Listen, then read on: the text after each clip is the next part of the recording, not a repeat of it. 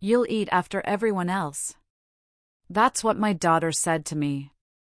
Not in anger, not in jest, but plain and clipped, as if she were making some practical arrangement, like deciding who gets to sit on which chair.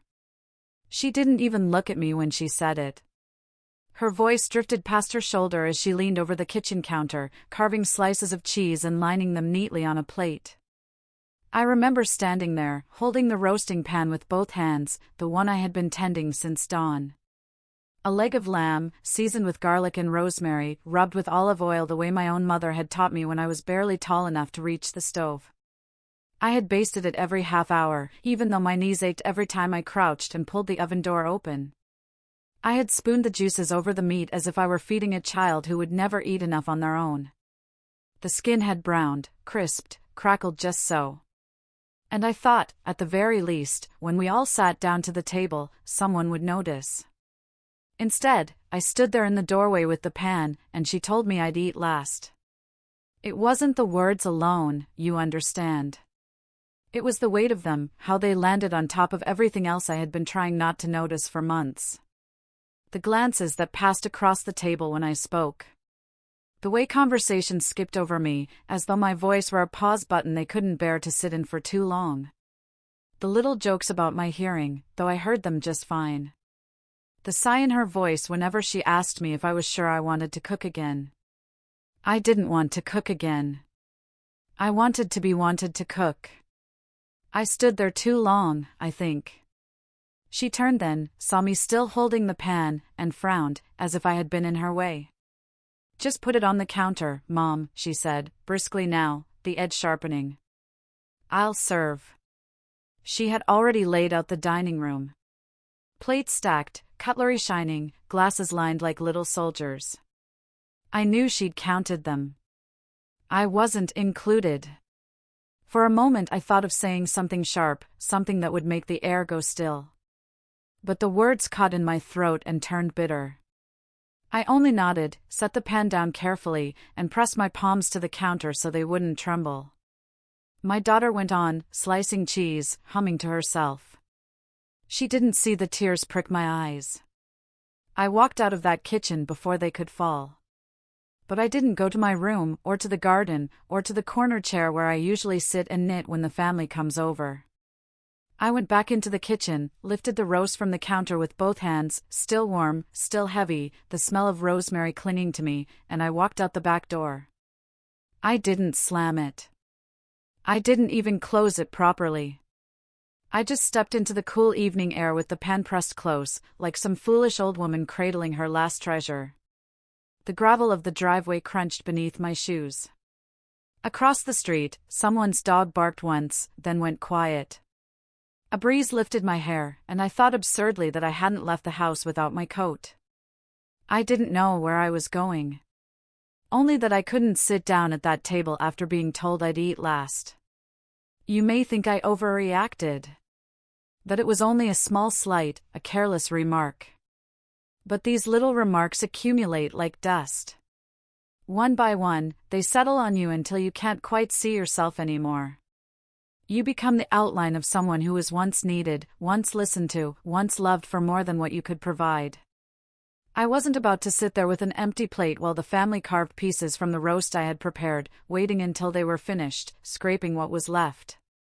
I wasn't going to be invisible in my own daughter's house. So I carried the roast into the street. My legs are not as strong as they once were, but adrenaline carried me. I turned the corner at the end of the block, the pan cooling in my grip. A man passed me walking his dog, glanced at me with a mixture of confusion and curiosity, then politely looked away. I kept walking, though I could feel his question hang in the air behind me. Why is that old woman carrying a roast through the neighborhood? I didn't have an answer then. All I had was a pulsing mix of shame and defiance, a heart pounding with the strange thrill of escape. I found myself at the small park 3 streets over. The one with the duck pond and the wooden benches worn smooth by years of use. I sat down slowly, the roast still in my lap, steam curling faintly into the cool dusk. And for the first time all day, I breathed. I wish I could tell you that sitting there brought me peace immediately, that I felt some grand wave of independence wash over me. But the truth is, at first I only felt foolish. My hands smelled of garlic, the juices had stained my skirt, and I was a 70-year-old woman sitting on a park bench with a roasting pan. Children on bicycles sped past, shouting to each other, their laughter cutting through the air. A couple strolled by, the woman holding a coffee cup, the man gesturing as he spoke. No one stopped. No one asked. I was invisible even there, though this invisibility felt gentler than the one at the dining table. I looked down at the roast, perfectly browned, a small miracle of effort and memory. It hit me then that I had carried it out like a shield. Not because I was hungry, but because I refused to let it be picked apart without me. I would rather eat it alone, here, under the dimming sky, than wait in line behind my own family. The tears came quietly then, sliding down my cheeks. Not loud sobs, not a spectacle, just a steady stream of grief I couldn't dam anymore.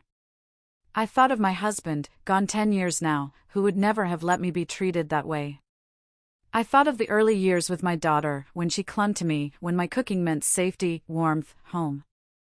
I thought of the countless nights I stayed awake with her fevers, the mornings I braided her hair, the afternoons I carried her home from school when her shoes hurt her feet.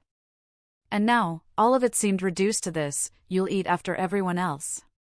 It wasn't just about food. It was about place. About whether I still had one. I don't know how long I sat there, tears drying in the cool air. A street lamp flickered on above me, moths circling. I could hear the faint sounds of my neighborhood behind me, the laughter of my grandchildren drifting faintly through open windows, the clatter of dishes, the clink of glasses. They were eating. Without me.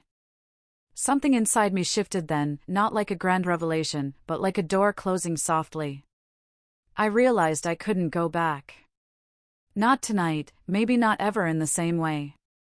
I pressed my hands against the roasting pan, felt the last bit of heat leave it, and knew I had carried more than food with me. I had carried my dignity. For the first time in years, I decided to keep it for myself. I stayed on that bench longer than I should have. Long enough for the roast to cool completely, for the juices to congeal in the pan, for the scent to fade into the night air. Long enough for me to realize that if I sat there until morning, nothing would change. They wouldn't come looking for me, not really. At most, there'd be a brief flurry of confusion: where's Mom, has anyone seen her, followed by a shrug, then another helping of potatoes. They would tell themselves I had gone upstairs to rest, or stepped outside for some air, or perhaps even that I'd forgotten myself again. The truth would not enter their minds. That I had left because I refused to be treated as an afterthought. I stood slowly, my knees stiff, my hands clutching the pan like a lifeline. The street lamp threw a pale cone of light across the gravel path.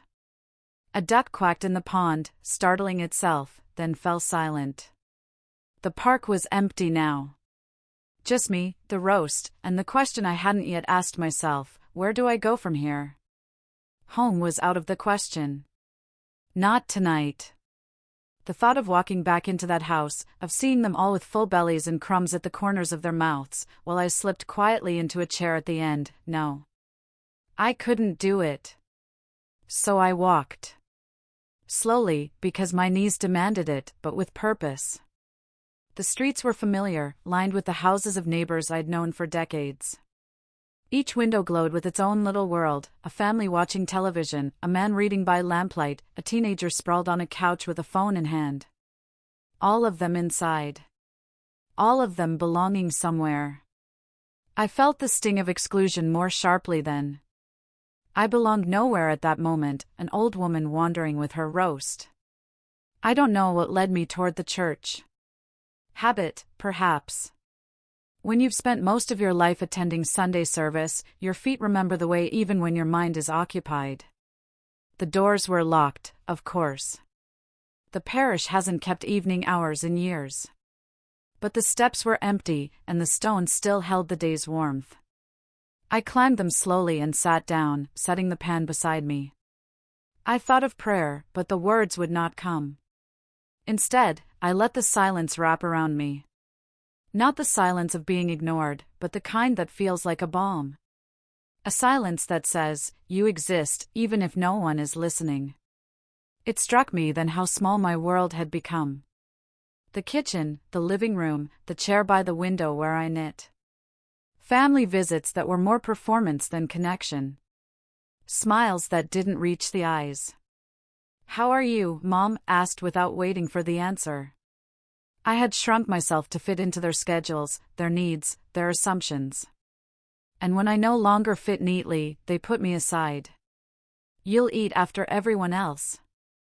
I whispered the words into the night, testing them on my tongue. Bitter, still. But saying them aloud gave me strength. Because they were not the whole truth. The truth was, I had walked out. I had chosen not to stay. For the first time in a long while, I felt a flicker of something like pride. Small, fragile, but there. I don't know how long I sat there before I noticed the door of the rectory open across the way. A light spilled out, and Father Martin stepped onto the path, locking up behind him. He looked older than I remembered, his shoulders stooped, his hair thin and white. But when he turned and saw me on the steps, his face broke into that same gentle smile I'd known since my daughter was baptized. "Mrs. Caldwell," he said, walking over. "Are you all right? Bit late to be out here." I almost laughed at the absurdity. An old woman with a roasting pan on the church steps. How could I possibly explain? "I needed some air," I said finally, my voice steadier than I felt. His eyes dropped to the pan, lingered a moment, then returned to mine without question. That, more than anything, undid me. He didn't ask why. He simply nodded, as though it made perfect sense. "Well," he said softly, "you're welcome to sit here as long as you need. But it's chilly tonight. Would you like to come inside for some tea?" I thought of refusing. I didn't want pity. But the truth was, I wanted warmth, more than that, I wanted kindness, offered without strings. So I nodded, and he helped me to my feet. Inside, the rectory smelled of old wood and lemon polish. He led me to the kitchen, a small space with a round table, worn chairs, and a kettle already sitting on the stove. He moved slowly but with practiced ease, setting out mugs, spooning sugar, pouring hot water over tea bags. I sat at the table, the roast resting awkwardly on the chair beside me like a guest who didn't know where to put itself. When he set the tea in front of me, I wrapped my hands around the mug and let the heat sink into my bones. We didn't speak at first. The silence was comfortable, not demanding. Finally, he said, "Sometimes it's enough just to sit. You don't have to explain." The tears welled again, unbidden. I turned my face away, ashamed of them, but he pretended not to notice. We sipped our tea in peace. It wasn't until I stood to leave, roast in hand once more, that he said something that has stayed with me. "Mrs. Caldwell," he said gently, "don't let anyone convince you that you're less than you are. You've given your family your whole life. That doesn't mean you vanish when they no longer see it. You're still here." I nodded, unable to speak, and stepped back into the night. The walk home was quiet. I moved slowly, not eager but not afraid either. I didn't know what I would do when I reached the house, only that I would not slip quietly back into their evening as if nothing had happened. When I arrived, the lights were still on. Laughter drifted through the open windows. I paused at the gate, listening. My grandchildren's voices rang out, high and carefree. My daughter's laughter joined them, warm and rich, the same laugh I had once loved to hear. For a moment, I felt the ache of longing. I wanted to be part of that again. I wanted to sit at the table, pass the potatoes, laugh at a silly joke. I wanted to belong. But belonging should not come at the cost of dignity. I stood there a long time, the pen cooling in my arms, before I finally turned the key in the door. Inside, the dining room was a mess of plates and crumbs, the remains of a meal that had gone on without me. My daughter looked up from the table, surprise flashing across her face. "Mom! Where have you been? We were worried." But she wasn't worried. Her tone was too light, her eyes too quick to dart away. I set the roast down on the counter. Untouched. Cold now, but whole. I went for a walk, I said simply. She opened her mouth, perhaps to scold, perhaps to excuse herself. I didn't give her the chance. I'm going to bed, I said, my voice calm but firm. Good night. And I walked past them, up the stairs, leaving the roast behind. That night, I lay awake for hours, staring at the ceiling. My body was weary, but my mind alive with something I hadn't felt in years, possibility. If I could walk out with a roast, if I could sit on a park bench and drink tea in the rectory kitchen, then perhaps I could do more. Perhaps I could claim more of myself than I'd allowed in so long. I didn't know what that would look like yet. But I knew this, I would never again accept being told to eat last. Not in this life. The morning after, I woke with a heaviness in my chest that wasn't just from lack of sleep. It was the weight of knowing things couldn't go back to how they were. My daughter would expect me to move on as if nothing had happened. She'd laugh about it, perhaps, tell me I was being oversensitive, that I had misunderstood. But I hadn't misunderstood. I had heard her clearly. And I couldn't unhear it. The roast was still on the counter when I came downstairs. Cold now, the fat hardened, the herbs wilted. No one had touched it. They'd had their fill from everything else, apparently. My daughter was already bustling in the kitchen, tidying plates, stacking cups, humming the same tune she had hummed while slicing cheese the night before. She glanced up when I entered, her expression careful, a mask of pleasantness that fooled no one. Morning, Mom. Did you sleep well? I wanted to answer with truth, that I had lain awake, staring at the dark ceiling, thinking of all the ways a mother can disappear in her own family. But I only nodded. Well enough. Good, she said briskly, turning back to the dishes. The conversation ended there. I sat at the table, staring at the roast. Something about it felt symbolic now. A relic of the moment when I finally realized I was no longer seen the way I once had been. I almost threw it away, but something stopped me. Instead, I wrapped it carefully in foil and set it in the refrigerator. My roast, my choice. The house grew noisy again later in the morning as my grandchildren thundered down the stairs. They greeted me in their usual distracted way, quick hugs, a mumbled "Hi Grandma," before rushing off to whatever screens or games occupied them. My son-in-law offered a polite smile as he left for work. None of them mentioned my absence the night before. It was as if I had not been missed at all. That hurt more than I wanted to admit. When the house finally settled, just my daughter and me, she poured herself coffee and sat across from me. Listen, Mom, she began, her voice careful, about last night. I stiffened. Here it comes. I think you misunderstood me, she said. I only meant that the kids should be served first. You know how they get when they're hungry. I didn't mean anything by it. Her tone was light, almost dismissive, as though the problem was mine for making too much of it. I heard what you said, I replied, my voice quieter than I intended. She waved a hand. Oh, Mom, don't be so sensitive. You always take things to heart. There it was again, that word, sensitive. As if my feelings were a flaw, as if the problem wasn't the disrespect but my reaction to it. I wanted to argue, to lay bare everything I had felt on that bench in the park, everything I had realized. But I knew it would be wasted breath. She wasn't ready to hear it. So I let the silence stretch between us until she shifted uncomfortably and changed the subject. The rest of the day passed in a blur of small tasks. Folding laundry, watering the plants, knitting half a row before unraveling it again. My hands couldn't keep still, but my mind circled endlessly around the same thought, I had become invisible.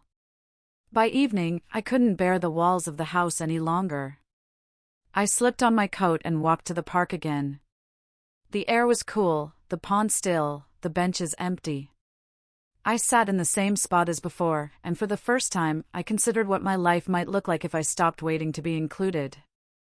It startled me, that thought. So much of my life had been shaped around others, my husband, my daughter, the grandchildren. Their needs had always come first. I had never questioned it. That was love, wasn't it? To give without keeping score. But what happens when the giving is no longer noticed? When it becomes expected, like the air they breathe? The ducks drifted across the pond, unconcerned, and I realized I was jealous of them. Free, unbound, not waiting for permission to exist. That night, I made a decision. Small, but mine. The next day, I would take the bus into town. Not for errands, not for groceries, not for anything practical. Just for me. When morning came, I dressed carefully, not in my usual sweater and slacks, but in a blouse I hadn't worn in years. Soft blue, with pearl buttons. I brushed my hair, pinned it neatly, and looked at myself in the mirror. For a moment, I saw the woman I used to be, the one who laughed easily, who believed she had a place in the world. I told my daughter I was going out. She looked surprised but didn't ask where. Perhaps she assumed I was going to church or visiting an old friend. She didn't press, and I didn't explain. The bus ride into town was both familiar and strange. I had taken it countless times when my husband was alive, when we'd go to the market together or to the cinema. But now, alone, it felt like stepping into a new life. The hum of conversation, the sway of the bus, the faces of strangers, it all felt alive in a way my days had not for years. I got off near the market square. Stalls lined the street, colorful and noisy. Vendors called out their wares, fresh fruit, flowers, handmade crafts. I wandered slowly, savoring the bustle. For once, no one expected anything of me. I was just another woman in the crowd. At a small stall, I stopped to look at scarves. Soft wool, vibrant colors. My fingers lingered on a deep green one, rich and warm. The vendor smiled. "Looks good on you," he said. I hesitated. I hadn't bought anything for myself in years. Every penny had gone to household needs, to gifts for the grandchildren, to things that weren't mine. But I heard Father Martin's words in my head, "You're still here." So I bought it. A scarf, just for me. I draped it around my neck as I walked through the market, and for the first time in a long time, I felt visible. I didn't return home right away. Instead, I sat at a cafe by the square, ordered tea and a slice of lemon cake, and took my time. I watched people pass, listened to snippets of conversation, let the world move around me. No one hurried me. No one dismissed me. I was simply there. When I finally returned home, the house was noisy again. My daughter called from the kitchen, "Where've you been, Mom?" I touched the scarf at my neck and smiled faintly. "Out," I said. She didn't press further. And I didn't offer more. Because for once, it was enough that I knew. That night, lying in bed, I thought about the roast again. About how carrying it out of the house had felt like carrying a piece of myself I refused to give up. Maybe that's what this scarf was too, a small piece of myself reclaimed. It wasn't a grand transformation, not yet. But it was a start. I slept better that night than I had in years. The days that followed were quieter, though not in the way I had known before. There was a difference in the silence now. It wasn't the hush of being overlooked, but the calm of having taken a first, small step. That green scarf became a reminder every time I touched it, soft against my neck. A whisper that said, "You are still here." My daughter noticed, of course. She commented one morning, her eyebrows lifted as she poured her coffee. "That's new, isn't it?" "The scarf?" "Yes," I said, folding my hands around my mug. She waited for me to explain where I bought it, how much it cost, why I wanted it. I offered nothing. Her eyes narrowed slightly, but she didn't press. For once, I enjoyed holding something that was mine alone, not a detail to be smoothed into the fabric of their lives. Still, the distance between us lingered. She continued to bustle, to manage, to speak at me more than with me. I began to notice it more clearly now, the way she filled silences quickly, as though my words would make the room uncomfortable. The way she made decisions on my behalf, kindly but firmly, like I was a guest instead of her mother. And the more I noticed, the less willing I felt to comply. One afternoon, she suggested I not bother cooking on Sundays anymore. "It's too much work for you, Mom," she said, smiling in that tone that was meant to be considerate but sounded like a dismissal. "We'll just order in, or I'll do something simple." I nodded, but inside, something flared. Cooking wasn't just work, it was the language I had spoken all my life. It was how I cared, how I belonged. To be told to set it aside felt like erasing one of the last pieces of myself that still had shape. That night, I pulled out my old recipe box, the one with cards written in my handwriting, stained with splatters from decades of dinners. I sat at the table long after everyone else had gone to bed, running my fingers over the worn edges. I felt both grief and resolve. If they didn't want my cooking, then perhaps it was time I shared it elsewhere. The thought frightened me. I hadn't shared outside my family in years. But the next morning, I wrapped the scarf around my neck and carried that box with me on the bus into town.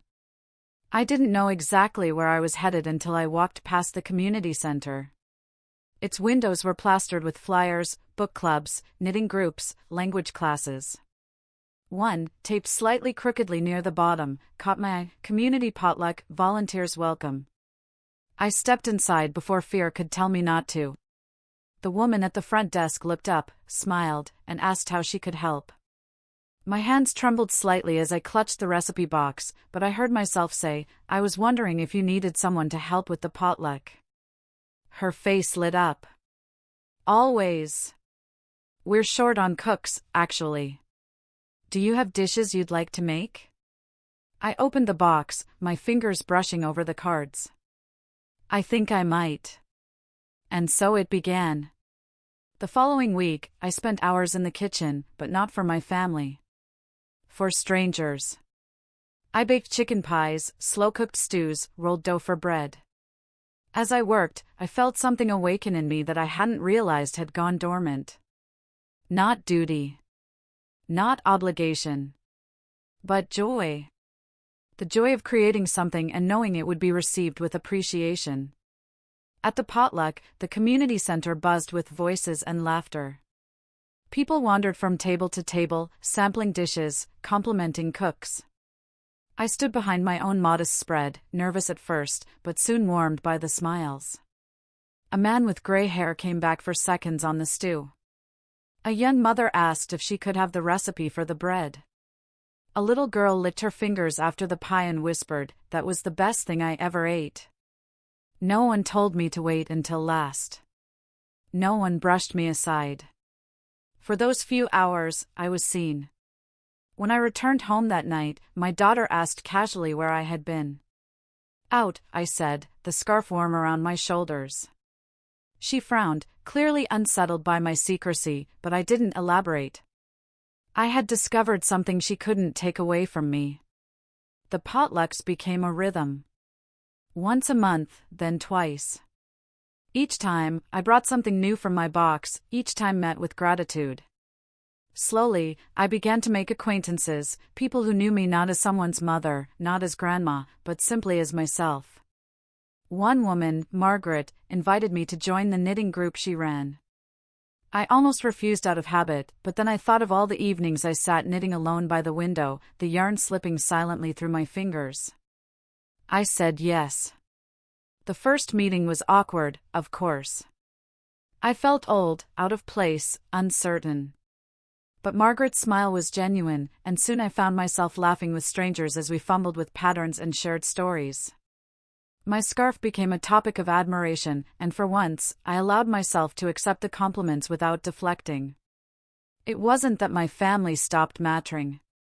Of course they did. But they were no longer the sole measure of my worth. And that made all the difference.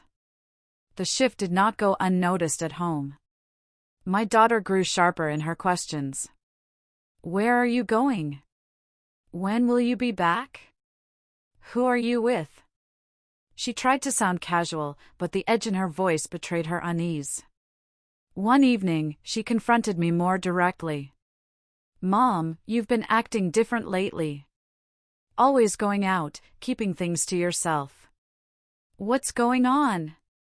I looked at her across the kitchen table, at the daughter I had raised, who now spoke to me as if I were a child sneaking out after curfew. For years, I would have softened, reassured her, explained myself until her worry faded. But not this time. "I'm living my life," I said simply. She blinked, as if the words had startled her. "Your life? Isn't this your life?" She gestured around the house, toward the rooms filled with her family's noise. "It's part of it," I replied.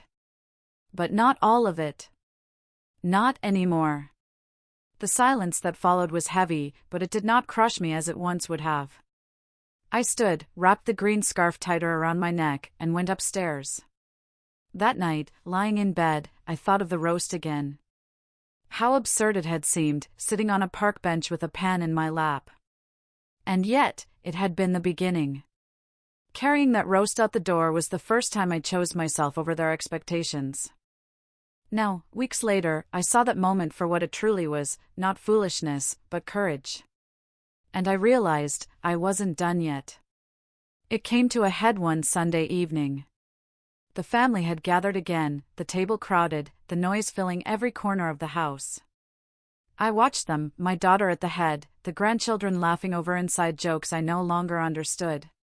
The roast sat in the middle, not mine this time, but store-bought. No one asked me to cook.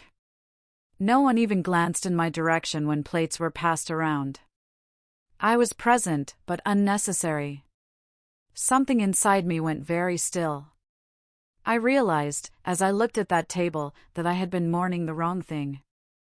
It wasn't just my daughter's words, or the way they had pushed me aside. It was the slow, quiet death of the role I once held. The mother, the center, the anchor. That woman was gone. And maybe she was meant to be. Because there, under the bright lights and chatter, I felt no longing to sit closer, no ache to be included. I thought instead of the community center, of Margaret's laugh, of the little girl who had called my pie the best thing I ever ate. I thought of the bus rides into town, of the scarf warming my shoulders, of the tea at the rectory. Places where I wasn't an afterthought. I stood quietly and pushed back my chair. "Mom," my daughter said, startled. "I'm going out," I answered. Her eyes narrowed. "Now? Dinner isn't over." I met her gaze and felt the steadiness in my voice. "Yes, it is."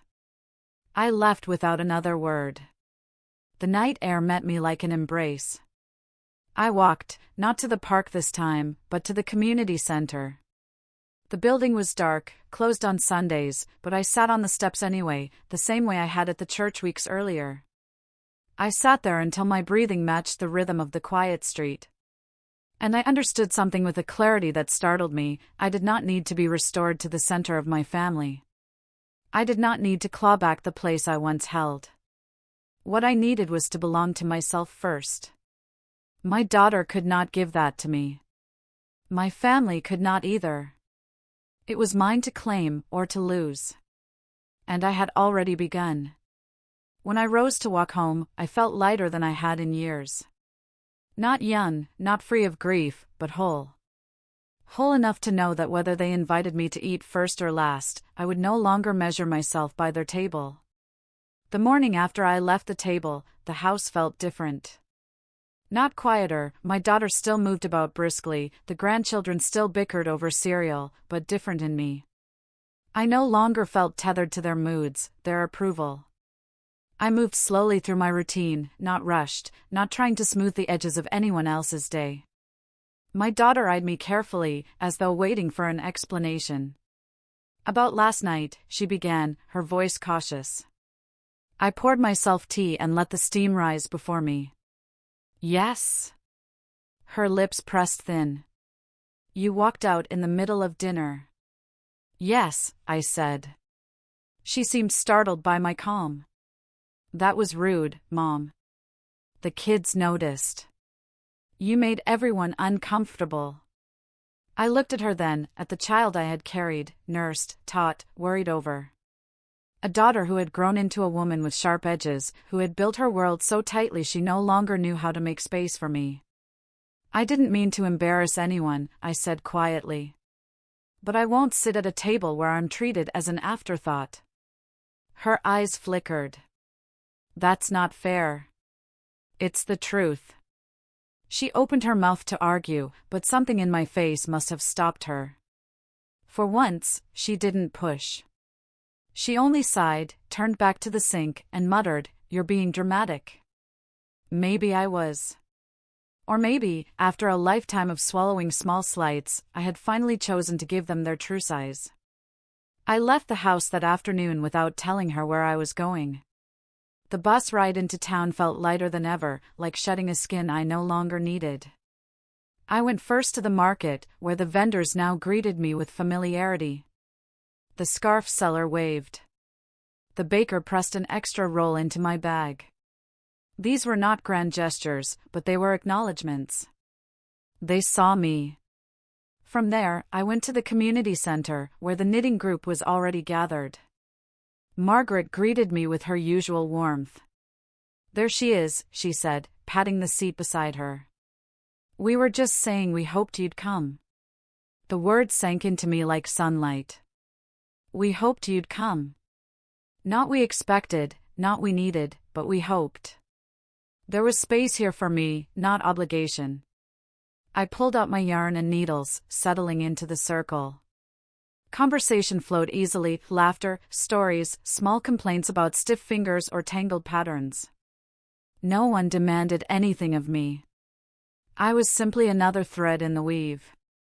That night, walking home beneath the street lamps, I realized something quietly profound. My life was no longer confined to the walls of my daughter's house. I had stepped beyond them, into a world that welcomed me, however modestly. And once a door opens like that, it cannot be closed. In the weeks that followed, my world continued to expand. I began volunteering at the community center kitchen, helping prepare meals for those in need. The work was tiring, but it filled me in ways I hadn't felt in years. To see someone's eyes brighten at a warm plate of food, to know that my hands could still create comfort, it gave me back a purpose I thought I had lost. My daughter noticed my absences more and more. "You're never home these days," she said one evening, irritation thinly veiled. "I'm busy," I replied. "With what?" "With my life." The bluntness startled even me, but I didn't soften it. She stared at me, searching my face for some trace of the pliant mother she was used to. I met her gaze steadily. There was tension after that, yes. A coolness in the house. But I no longer shrank beneath it.